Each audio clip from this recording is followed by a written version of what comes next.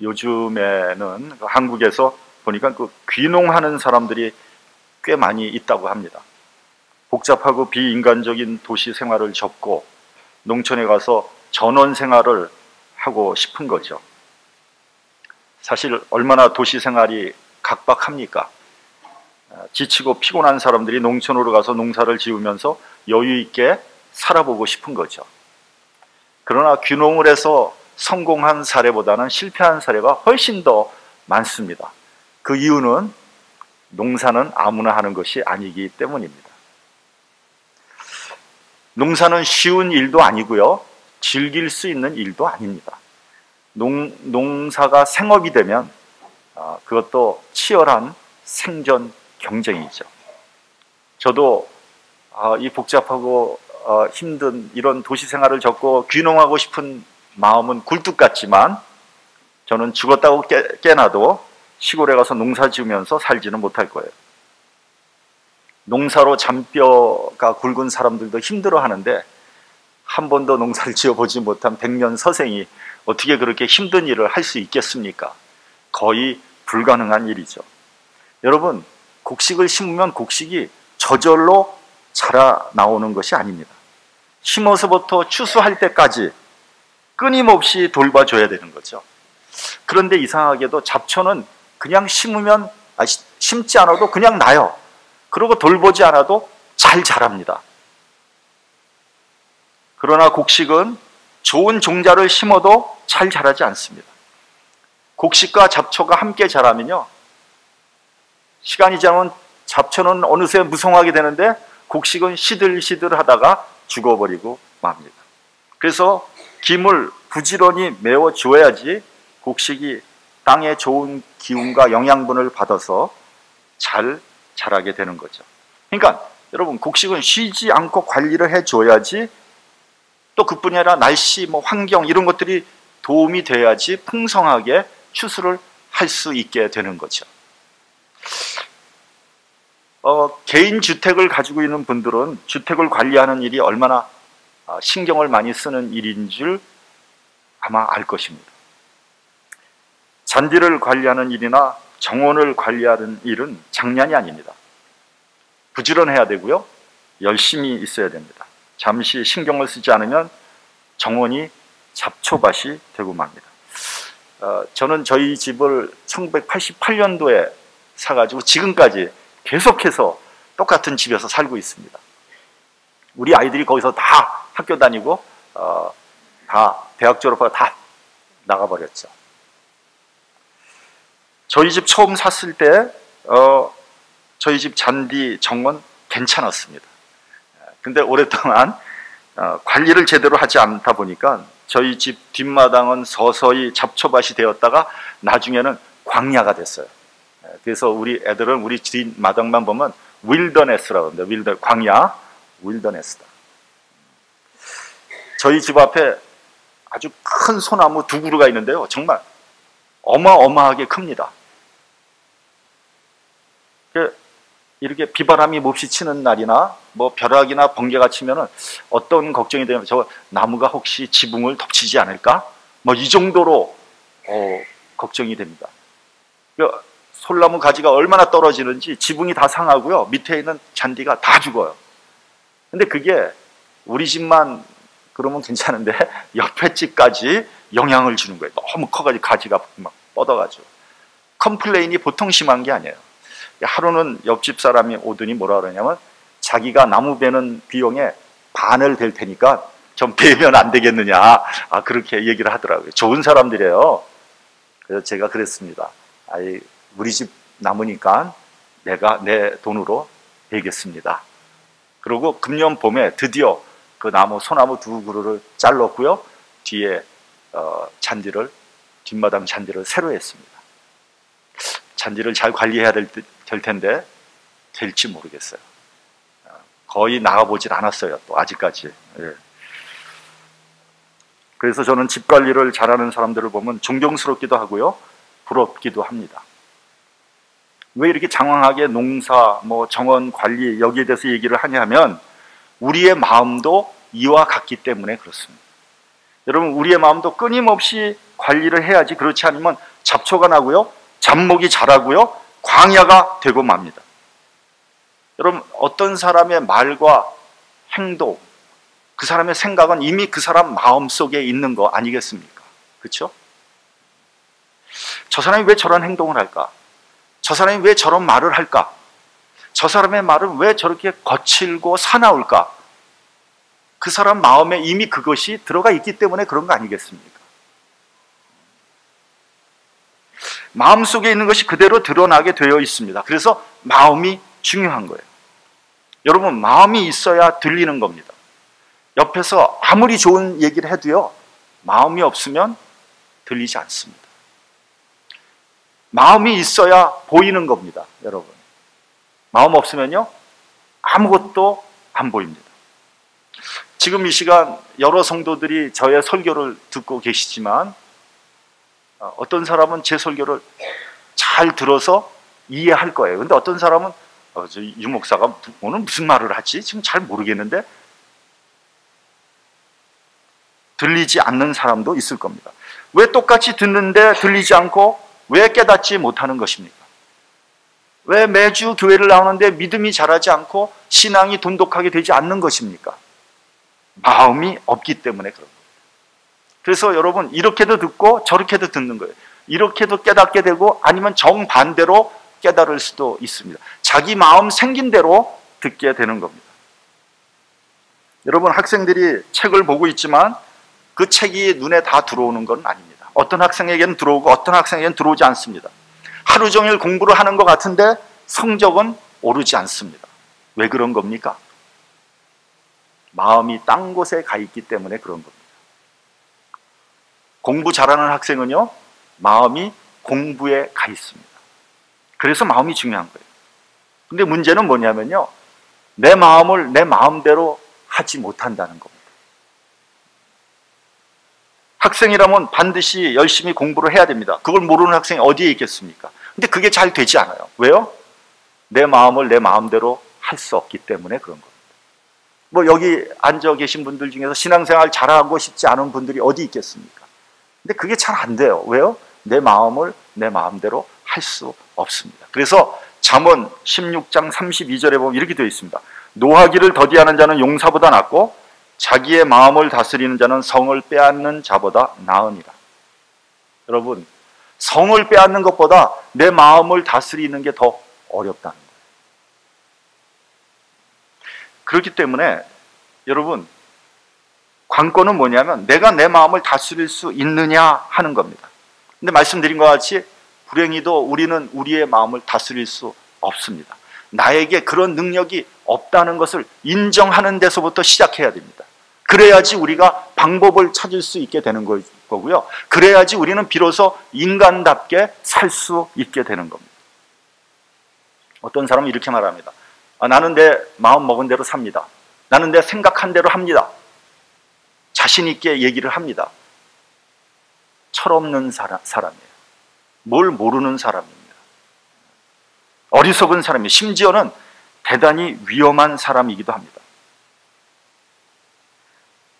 문제는 마음입니다. 마음을 관리하지 않고 내버려 두면요, 정원에 잡초가 나듯이 못된 생각이 무성하게 자라납니다. 여러분, 노력하지 않아도요, 못된 생각, 악한 생각, 음탕한 생각은 그냥 저절로 일어나는 거예요. 뭐 그거 노력해서 할 필요 하나도 없어요. 그냥 나옵니다. 그래서 문득 돌아보면 나도 모르게 좋지 않은 생각을 하고 있는 나를 발견하게 됩니다. 남을 미워하고요, 시기하고요, 은근히 안 되기를 바라고 있습니다. 내가 이러면 안 되지 하고 돌이킵니다. 한편 좋은 생각, 또 착한 마음은 간직하려고 애를 써도 어느 사이엔가 없어져 버리고 맙니다. 여러분, 좋았던 기억은 잘 생각나지 않습니다. 근데 나쁜 기억, 섭섭했던 기억은 왜 그렇게 새록새록 생각이 나는지 모릅니다. 그래서 그런 거 생각날 때마다 막 성질이 나죠. 갑자기 그냥 누가 갑자기 꼴보기 싫어지고 말이요. 그 생각이 나니까 화가 나는 거예요. 그래서 막 화내고 난 다음에 스스로 내가 이 정도 사람밖에 안 되는 인간이었던가?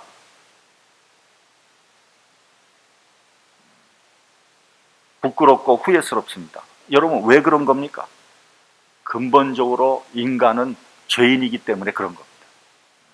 이러한 내 마음속을 정말 내가 냉정하게 들여다보면요, 내가 죄인이라는 말을 부정할 수 없는 거예요. 로마서를 보면 사도 바울의 유명한 고백이 나오죠. 이거 제가 여러 번 말씀드렸습니다만, 내 안에 선을 행하고자 하는 그런 마음이 있다는 거예요. 나의 속마음은 하나님의 일을, 하나님의 법을 즐거워하고 있습니다. 근데 내 안에 악도 함께 있는 겁니다. 그래서 이 선과 악이 내 안에서 싸우고 있어요. 근데 번번이 선이 악에게 진단 말이죠. 그래서 정신 차려보면 내가 죄의 법 아래 있다는 거예요. 마음으로 죄를 짓고 있다는 거예요. 오호라, 나는 공고한 사람이로다. 이 사망의 몸에서 누가 나를 건져내겠는가? 이렇게 고백한 사람은 다름 아닌 사도 바울입니다.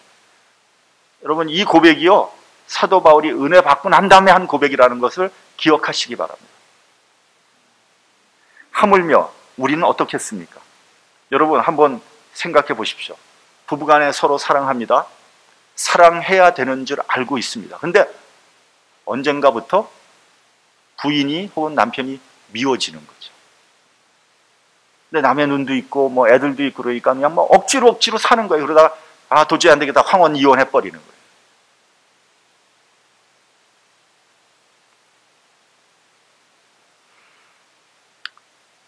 여러분, 용서해야 한다고 생각을 합니다. 내가 먼저 손을 내밀어야지, 그런 생각을 합니다. 근데 막상 얼굴을 보면 용서가 안 돼요. 내가 왜 용서를 해? 돌아섭니다. 마음이 이렇게 왔다 갔다 하는 거예요. 여러분, 생각해 보면 감사할 것들이 너무 많습니다. 모든 면에서 감사합니다. 근데 어느새 감사가 아니라 불평을 하고 있고요, 근심하고 있고요, 또 한숨 짓고 있는 나를 발견하게 됩니다. 저는 이것을 속물근성이라고 이름 짓고 싶습니다. 속물근성. 근데 여러분, 모든 사람이 다 그런 속물근성이 있다는 거예요. 나만 있는 게 아니에요. 여러분, 그런 속담이 있잖아요. 사촌이 땅을 사면 배가 아프다. 아니, 왜 사촌이 땅을 사는데 내 배가 아플까요? 남 잘 되는 거 보면 은근히 시기심이 생기는 거죠. 여러분, 이건 누구나 다 그런 겁니다. 남의 애가 좋은 대학 갔다 그러면 은근히 부하가 나죠.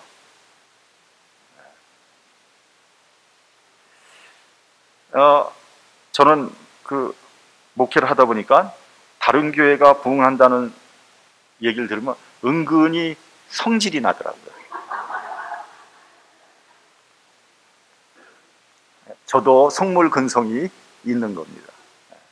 아니, 여러분, 어느 교회든지 하나님의 교회가 부흥하고 발전한다면 감사해야 하고 기뻐해야지. 아니, 왜 화가 납니까? 이게 속물근성이라는 거예요. 그렇기 때문에 이러한 마음을 관리하지 못하면요, 아주 비겁하고 추한 인간이 됩니다. 아주 비루한 인간이 되는 거예요. 나이 먹으면 나아지겠지 뭐.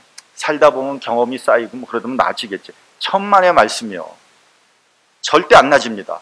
더 속물이 됩니다.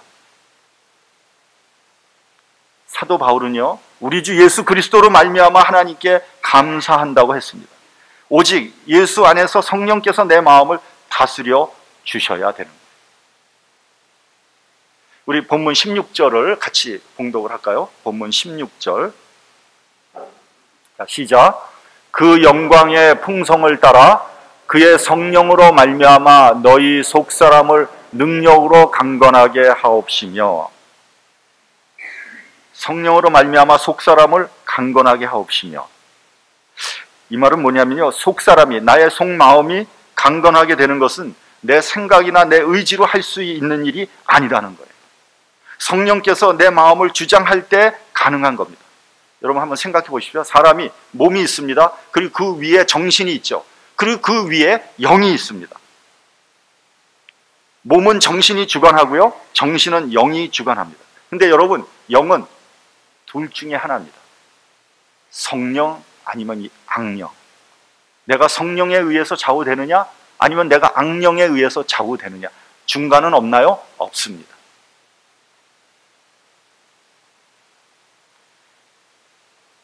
영은 둘 중에 하나에 의해서 좌우됩니다.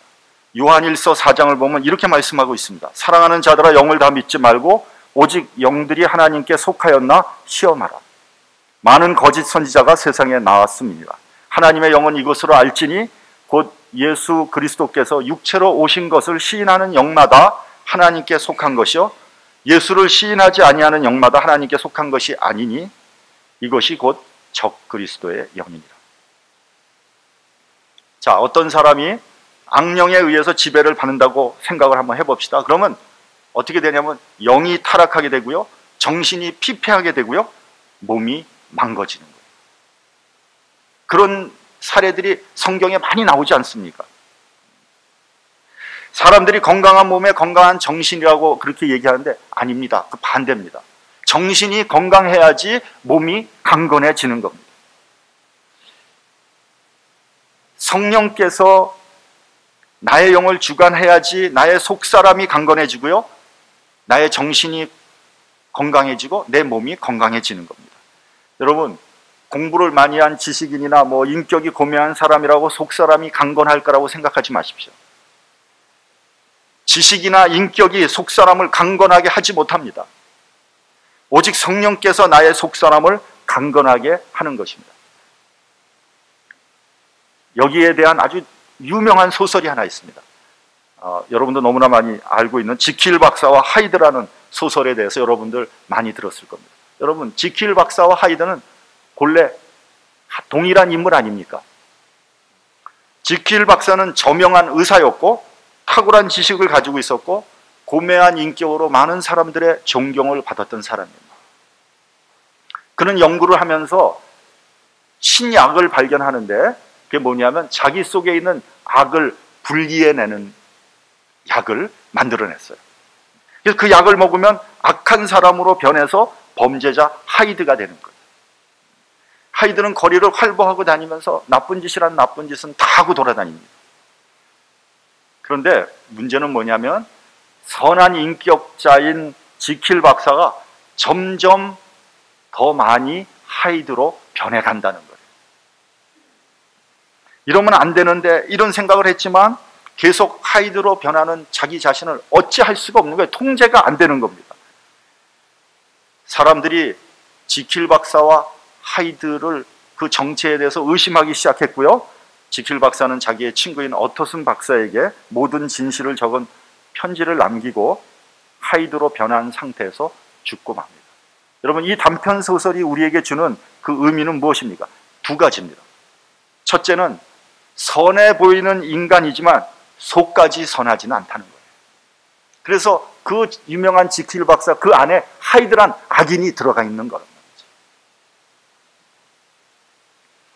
또 하나는 인간 속에 선과 악이 있는데 선보다는 악이 그 강력하게 인간을 지배한다는 겁니다. 그래서 지킬 박사는 하이드로 변화되어서 죽은 거예요.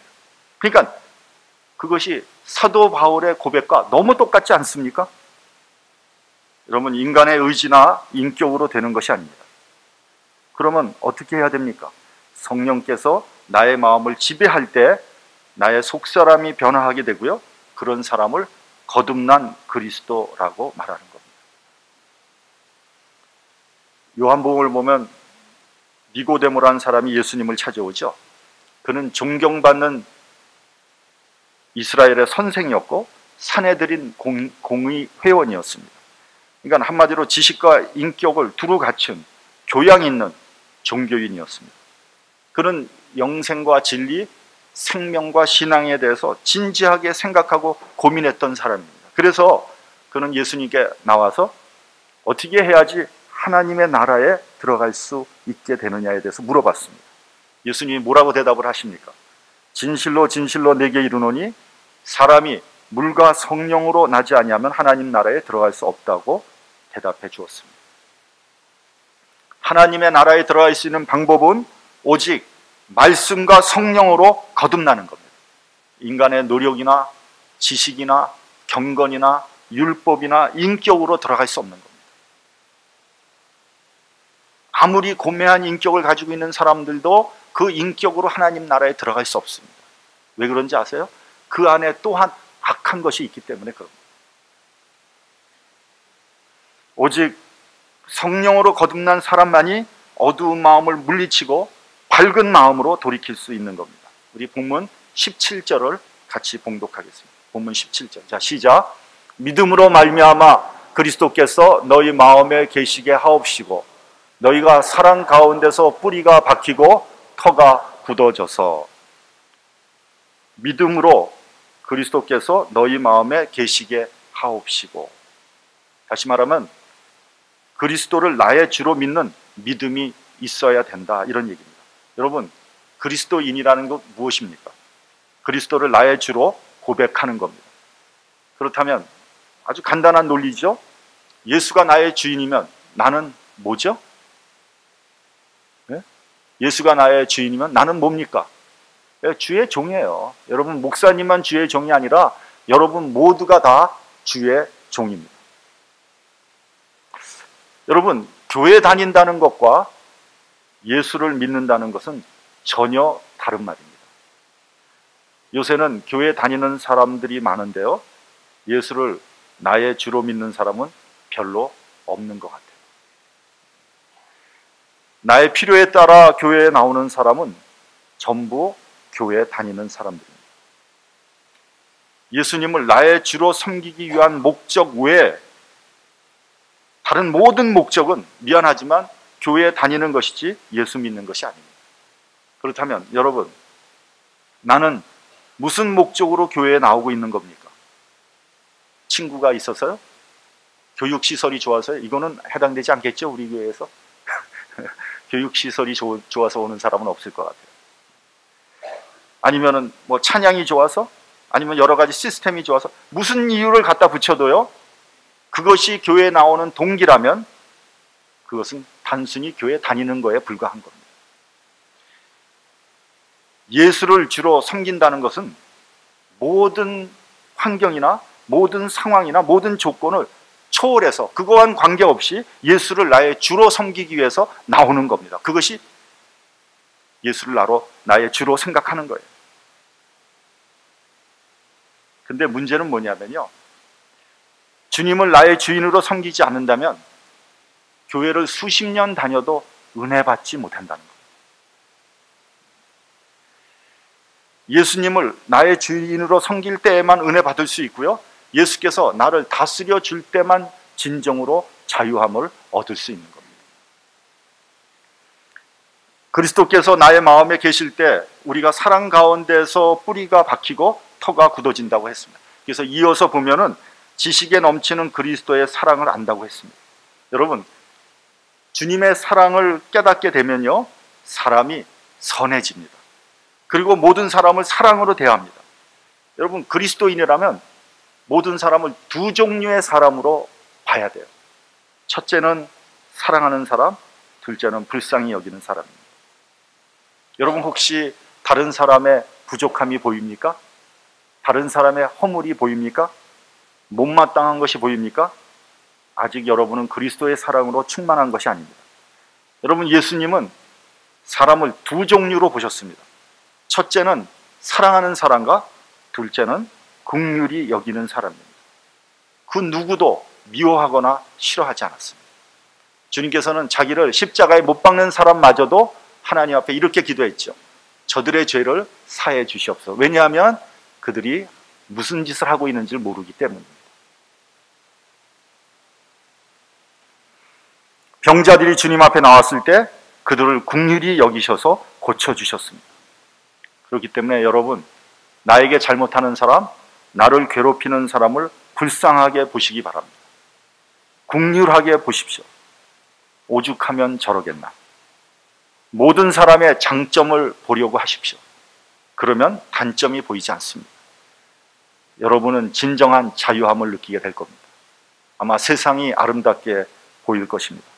어떤 사람의 그 간증을 책에서 봤습니다. 이 사람은 한국에서 아주 유명한 지식인이고 박사며 대학 교수였습니다. 근데 이 사람이 예수 믿고 나서 달라진 것이 있었다고 말했습니다. 뭐가 달라졌냐면 전에는 다른 사람이 다 부족해 보이고 모자라 보이고 틀린 것 같이 보였다는 거예요. 그리고 자기는 잘나고 자기는 옳은 것처럼 봤는데 예수 믿고 난 다음부터는 왠지 나는 부족하고 틀린 것 같고요. 다른 사람은 훌륭하고 옳게 보이더라는 거예요. 그리고 두 가지 마음이 들더라는 거예요. 첫째는 미안한 마음이 들더라는 거예요. 나같이 부족한 사람을 만나서 고생하는 아내에게 미안하고요. 그동안 제대로 해주지 못했던 자녀들에게 미안하고요. 또 직장 동료들에게 또 교회 성도들에게 잘해주지 못해서 미안했다고 합니다. 둘째는 어떤 마음이 드냐면 고마운 마음이 들었다는 거예요. 그동안 나 같은 사람을 사랑하고 믿어준 가족에게 또 주변 사람들에게 고마웠다고 합니다. 그러니까 그렇게 되니까 모든 게 고마운 거예요. 이렇게 해도 고맙고 저렇게 해도 고맙고. 어떻습니까, 여러분? 제대로 은혜 받고 예수 믿는 사람 아닙니까? 여러분의 인간관계는 어떻습니까? 여러분은 다른 사람을 어떤 마음으로 보고 있습니까? 여러분의 부부관계는 어떻습니까? 아직도 자존심 내세우고 있습니까? 내가 손해본 것 같습니까? 저 인간 내가 구제해주지 않았으면 어떻게 할 뻔했나? 그런 생각하고 있지 않습니까, 혹시? 아니면 내 아내, 내 남편 부족한 나를 만나서 고생하는구나. 미안합니다. 고맙습니다. 그리고 사랑합니다. 이렇게 생각합니까? 여러분, 내 마음은 내 마음대로 할 수 없습니다. 나의 이성이나 지식, 내 인격으로 내 마음을 다스릴 수 없습니다. 그런 생각은 아예 갖지 마십시오. 스스로 어떻게 해보겠다는 생각 포기하십시오. 오직 예수를 믿을 때, 은혜를 받을 때 내 속마음이 변화되는 겁니다. 성령께서 나를 주관할 때 내 속사람이 강건하게 될 수 있습니다. 그리스도를 믿음으로 주님의 사랑이 내 안에 뿌리를 내리게 하십시오. 그래서 모든 것을 사랑의 눈으로 보시는 여러분들이 되시길 바랍니다. 그리스도의 사랑이 여러분의 가정과 우리 교회에 충만하기를 예수님 이름으로 축원합니다.